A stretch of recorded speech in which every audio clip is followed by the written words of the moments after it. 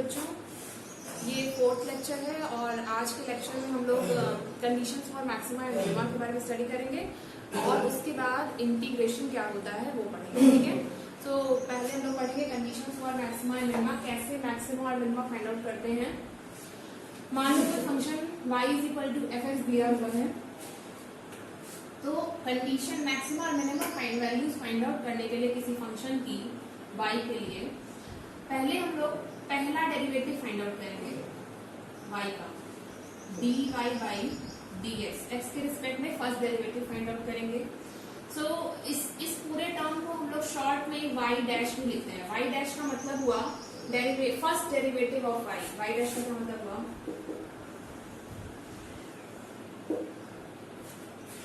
First derivative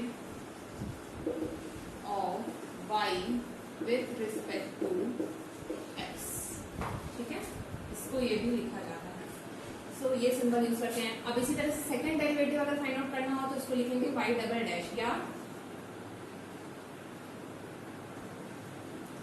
d2y by dx square will be the second derivative, और y double dash से represent करेंगे, हो जाएगा second derivative of y with respect to x। ठीक है, y dash is the first derivative of y with respect to x, dy by dx से denote करते हैं, और y double dash is the second derivative of y with respect to x, इसको d2y by dx square पढ़ते हैं और इससे denote करते हैं। ठीक है, सो किसी फंक्शन का मैक्सिमा मिनिमा की कंडीशन फाइंड आउट करने के लिए क्या करेंगे,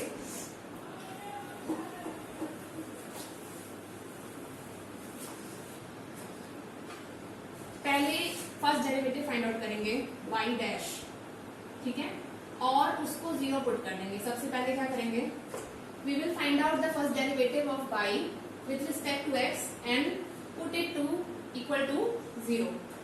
नेक्स्ट क्या करना है हमको, जीरो पुट करने पे यहां से आपको x की वैल्यू मिलेगी। ठीक है, you will get the value of x। ठीक है, get the value of x। Next second derivative y का फाइंड आउट करेंगे और उस जो भी वैल्यू आएगी उसमें ये x की वैल्यू पुट करके हम लोग देखेंगे कि अगर if y double dash is equal to a positive value, ठीक है, अगर पॉजिटिव वैल्यू आती है तो इस पर्टिकुलर x की, मान लो यहाँ पे आया है कोई वैल्यू a आ रही है, ठीक है, अगर ये a की वैल्यू पर्टिकुलर a की वैल्यू के लिए y डबल डैश की वैल्यू पॉजिटिव है, सो ये मिनिमा की कंडीशन शो करता है। ठीक है, at particular value of a if y double dash is positive then this will show the condition of minima, and if y double dash is equal to a negative value for x is equal to a then this will show the condition of maxima। ठीक है, ये steps हैं। पहले हम लोग क्या करेंगे, पहले y डैश निकालेंगे, मतलब फर्स्ट डेरिवेटिव इस फंक्शन का निकाल के उसको जीरो पुट कर देंगे, जिससे हमको x की कोई पर्टिकुलर वैल्यू मिलेगी, और उस x की वैल्यू को सेकंड डेरिवेटिव निकाल के उसमें पुट करेंगे। अगर y डबल डैश या सेकंड डेरिवेटिव पॉजिटिव आता है for that particular value of x then it will show the minima condition, और अगर y डबल डैश नेगेटिव आता है तो ये मैक्सिमा कंडीशन शो करता है x की a is equal to a के लिए। ठीक है, एग्जांपल देखिए कैसे करेंगे। एग्जांपल देखते हैं इसका, y is equal to x cube minus 6x square minus 63x। यहाँ पे सबसे पहले हमको क्या करना है, y डैश निकालेंगे, तो y डैश मतलब first derivative of y with respect to x, इसको पूरे टर्म को डिफरेंशिएट करेंगे, तो ये आएगा 3x square minus 12x minus 63। ठीक है, इसके बाद क्या करना है, इस y डैश को जीरो पुट करना है। सेकेंड स्टेप क्या था, y डैश को जीरो पुट करेंगे। y डैश को जीरो पुट करने पे क्या होगा, हमको x की वैल्यू मिलेगी 3x square minus 12x minus 63 is equal to 0। ठीक है, यहाँ से 3 कॉमन लेंगे तो x square minus 4x minus 21 is equal to यहाँ पे 3 0 के बराबर नहीं है, इसलिए ये टर्म पूरा 0 के बराबर होगा। So x square minus 4x minus 21 will be equal to 0। अब इसको फैक्टराइज करके वैल्यू फाइंड आउट करेंगे, तो कैसे करेंगे? X square minus 7x plus 3x minus 21 is equal to 0।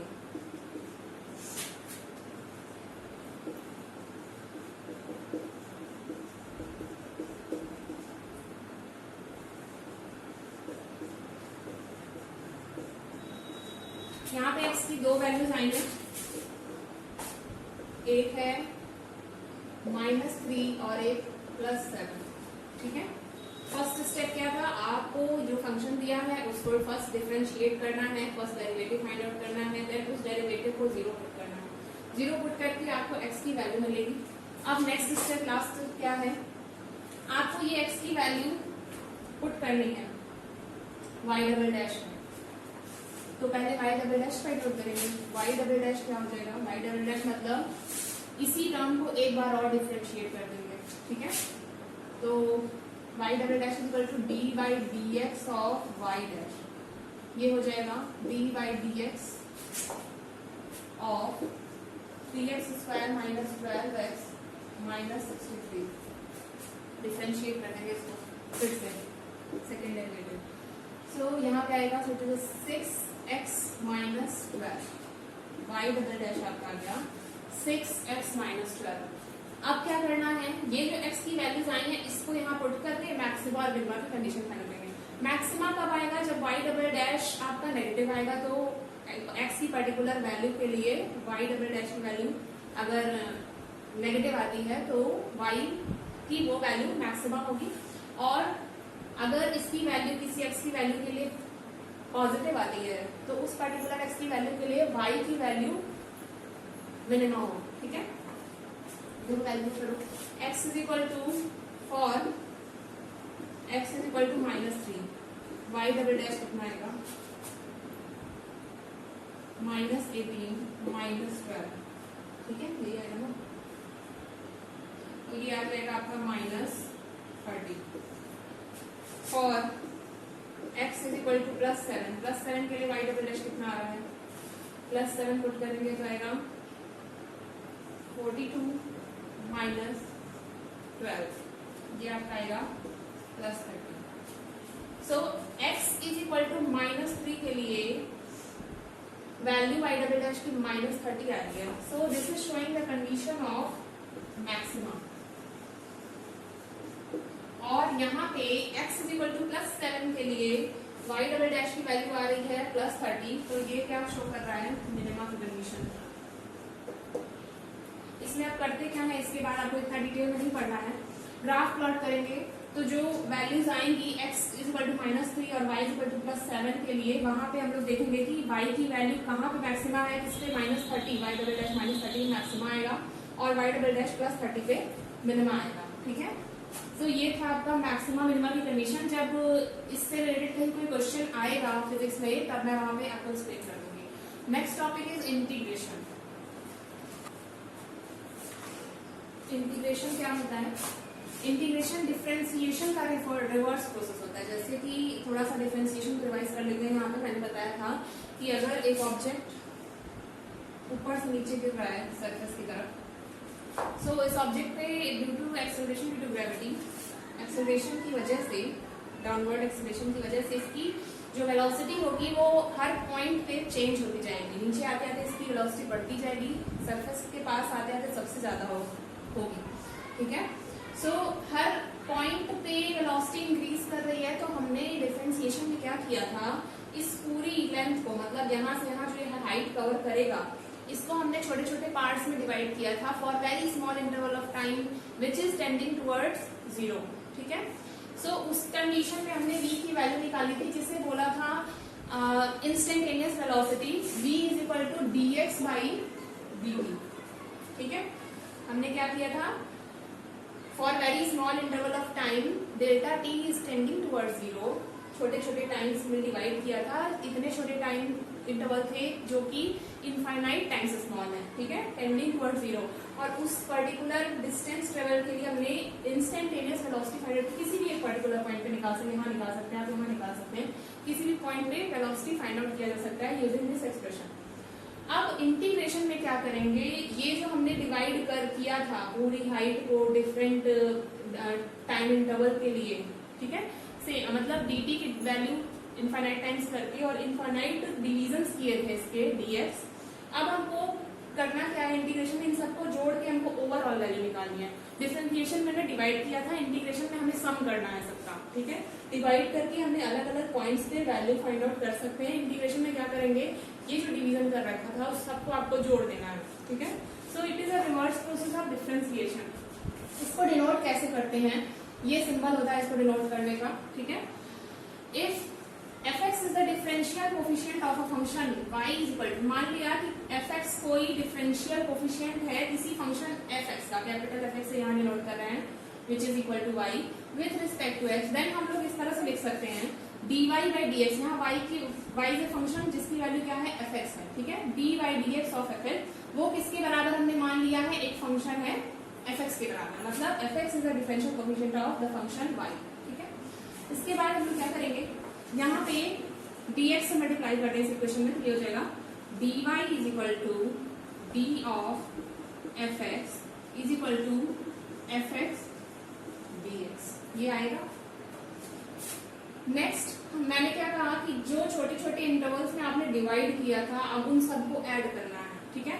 सो इसका समीशन लेंगे, समीशन में कैसे लिखेंगे, summation of dy is equal to summation of dfx is equal to summation fx dx, सबको सम करना है, ठीक है।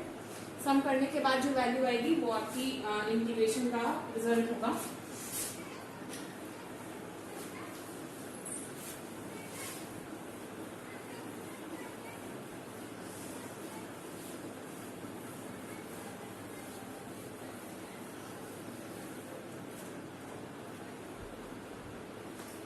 सम करने के बाद अब हम यहाँ पे लिखते हैं कि फॉर, एक मिनट, यहाँ पे समीशन ऑफ dy जो होगा वो क्या होगा, हमने पहले क्या किया था, पूरी लेंथ को या कोई क्वांटिटी या उसको छोटे छोटे इनफाइनाइट टाइम्स स्मॉल डिविजन्स किए थे जिसको हमने dy बोला था विथ रिस्पेक्ट टू x, ठीक है, dx के रिस्पेक्ट में।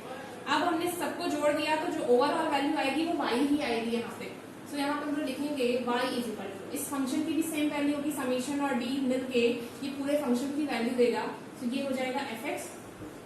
और यहाँ पे जब यहाँ पे हमने क्या कंसीडर किया, for delta x is tending toward 0, मतलब जो डेल्टा x है उसकी वैल्यू बहुत छोटी होती जा रही है, इन दैट केस ये जो समीशन का साइन है वो चेंज हो जाएगा इंटीग्रेशन में, ठीक है, इंटीग्रेशन के सिंबल में चेंज हो जाएगा, ये हो जाएगा fx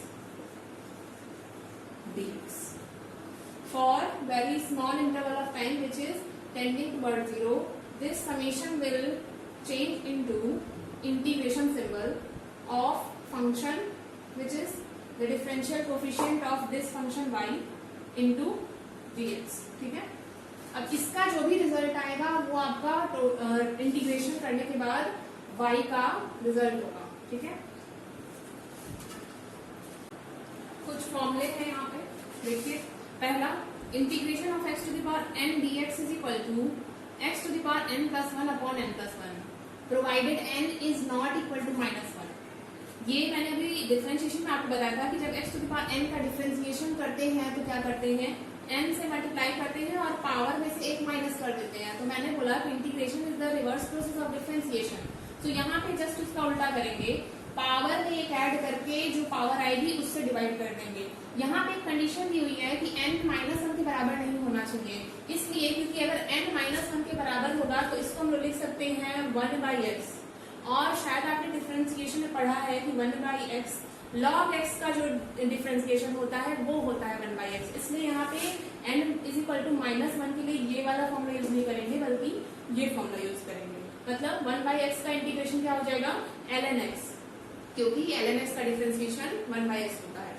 next formula is summation, सम है या डिफरेंस है तो जैसे डिफरेंशिएशन डिस्ट्रीब्यूट हो जाता है वैसे ही इंटीग्रेशन दोनों फंक्शंस पे डिस्ट्रीब्यूट हो जाएगा।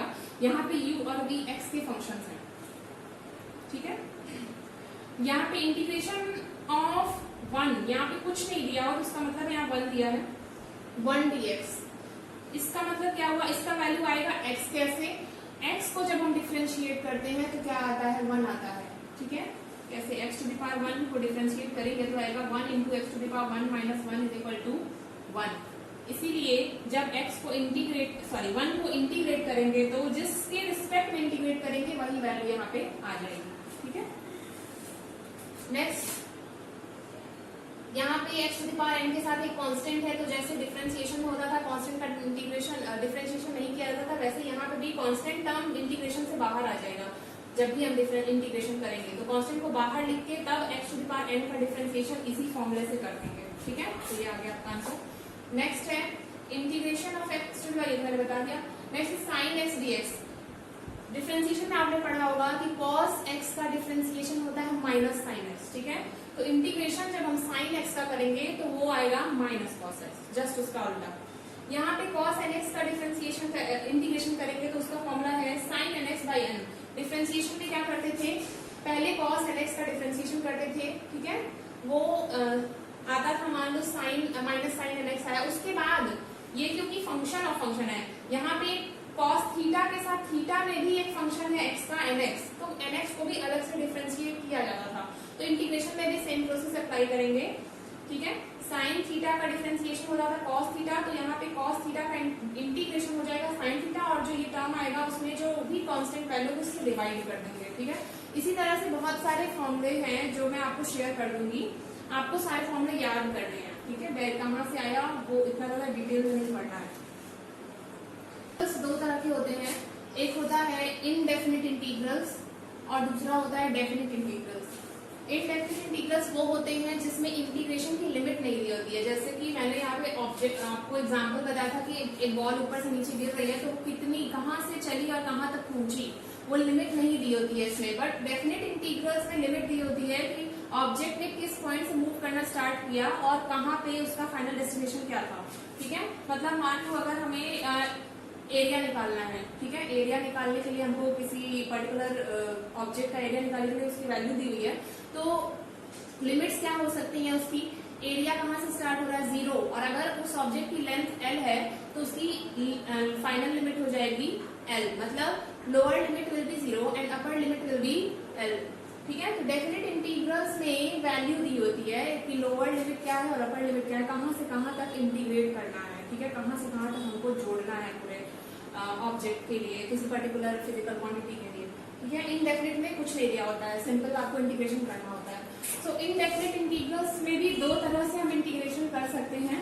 पहला होता है इंटीग्रेशन बाय सब्स्टिट्यूशन और दूसरा होता है इंटीग्रेशन बाय पार्ट्स। ठीक है, दोनों का मेथड अलग अलग है, दोनों कैसे सॉल्व करते हैं अभी मैं एग्जांपल लेकर आपको बता देती हूँ। इंटीग्रेशन बाय सब्स्टिट्यूशन का मतलब होता है कि किसी वैल्यू को यहाँ सब्स्टिट्यूट करके इंटीग्रेशन करते हैं, मतलब फंक्शन में कोई फंक्शन की वैल्यू दी होगी, वहां पे हम उस पूरे फंक्शन को x मान के तब इंटीग्रेट करते हैं। ठीक है, देखिए कैसे करेंगे।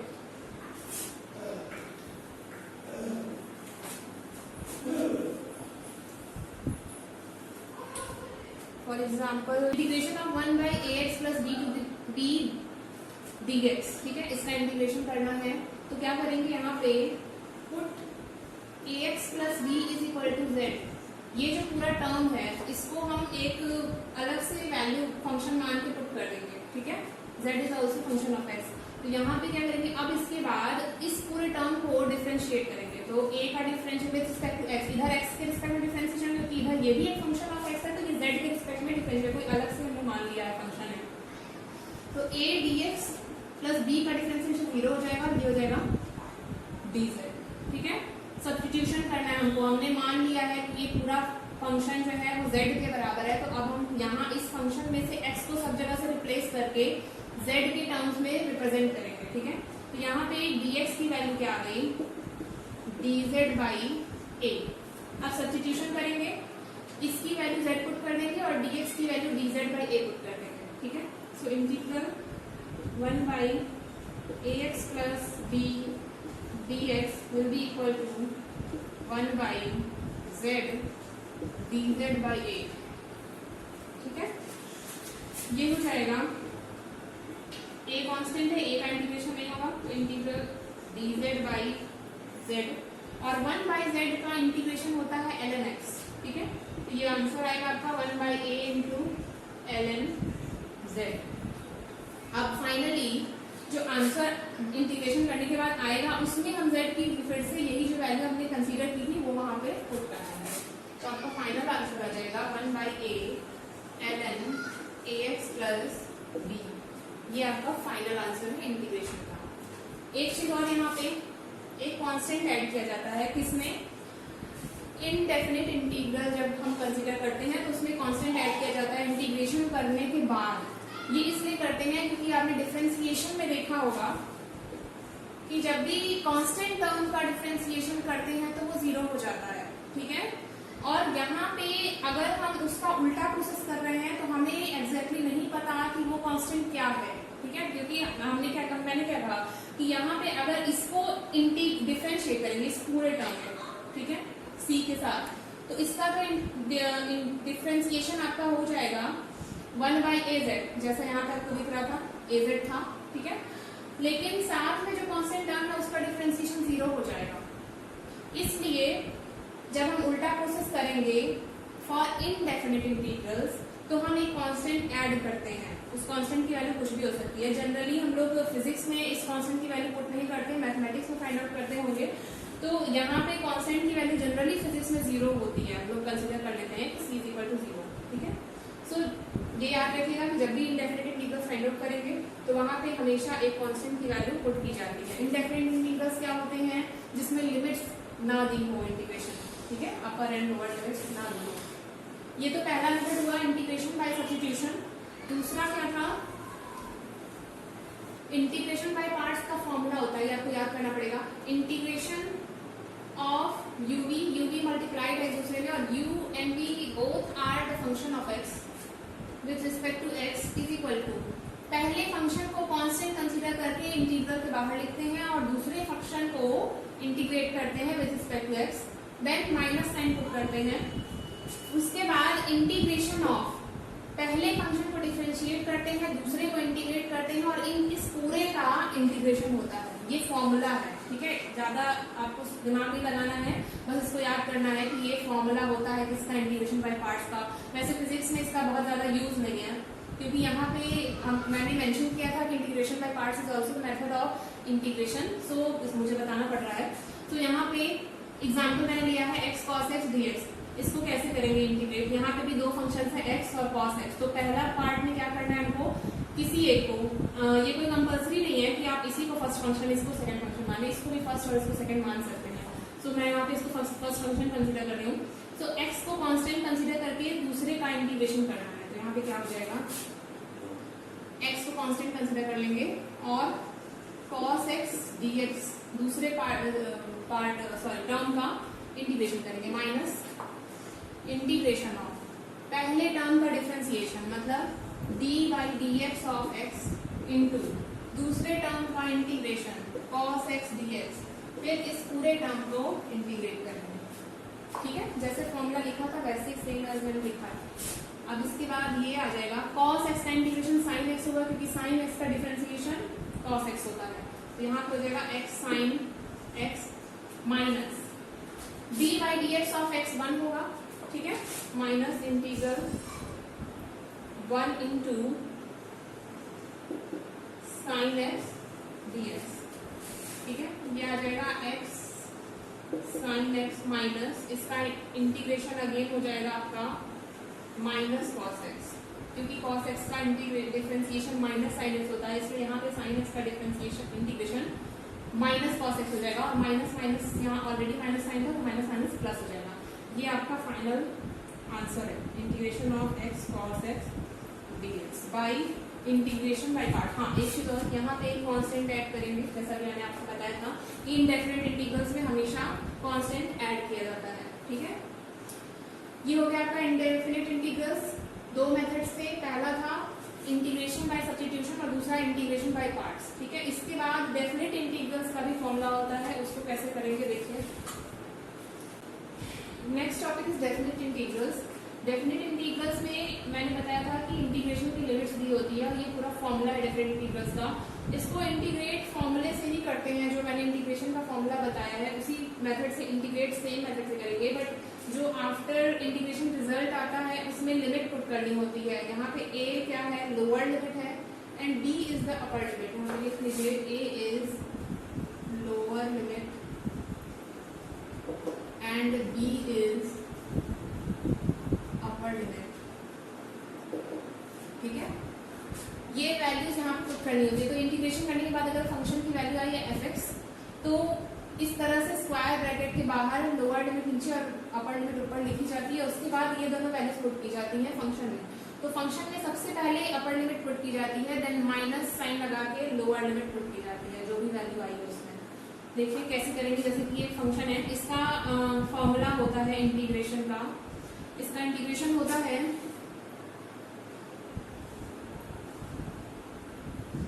ln 1 + 3x upon 3। लिमिट्स क्या है, 0 to 2।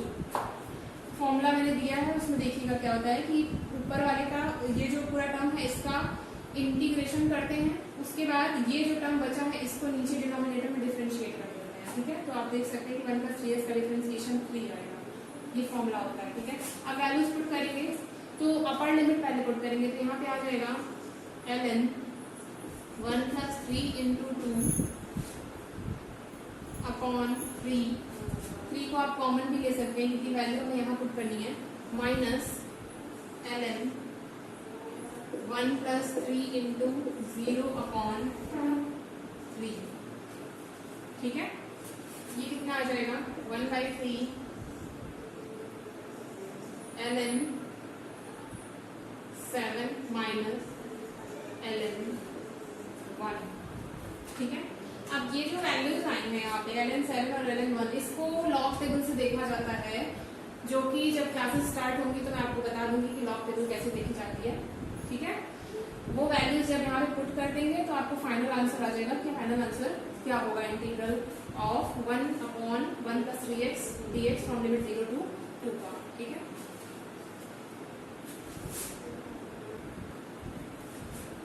ये आपका था इंटीग्रेशन। आज हम लोग ने मैक्सिमा मिनिमा की कंडीशन पढ़ी, इंटीग्रेशन के बारे में पढ़ा, उसके कुछ फॉर्मूले, उससे रिलेटेड कुछ एग्जांपल, कैसे कितने टाइप के इंटीग्रेशन होते हैं और किस तरह से किया जाता है इंटीग्रेशन। ये सारी चीजें अभी आपने जितने भी लेक्चर्स में पढ़े, बायनोमियल स्टार्टिंग से फर्स्ट सबसे पहले आपने बायनोमियल एक्सपेंशन पढ़ा है, देन उसके बाद आपने पढ़ा है फंक्शन, और उसके बाद ग्राफ्स कैसे ड्रॉ करते हैं, इंटीग्रेशन क्या होता है, डिफरेंशिएशन क्या होता है, लॉगरिथम क्या होता है, ये सारी चीजें आपने पढ़नी है। इतनी ही बेसिक रिक्वायरमेंट थी मैथमेटिक्स की, फिजिक्स में। इसके अलावा एक चीज और है, ट्रिग्नोमेट्रिक फंक्शंस। ट्रिग्नोमेट्री में कुछ फॉर्मूले हैं जो आपको डायरेक्टली याद करने हैं, उससे रिलेटेड मुझे कुछ भी यहाँ पे लेक्चर देने की जरूरत नहीं है कि ये फॉर्मूले कैसे डराइव हुए हैं, आपको डिटेल नहीं पढ़नी है। बस जैसे आप a + b का whole cube, a + b whole square के फॉर्मूले याद किए थे, वैसे ही वो सारे ट्रिग्नोमेट्रिक फंक्शंस के फॉर्मूले याद करने हैं।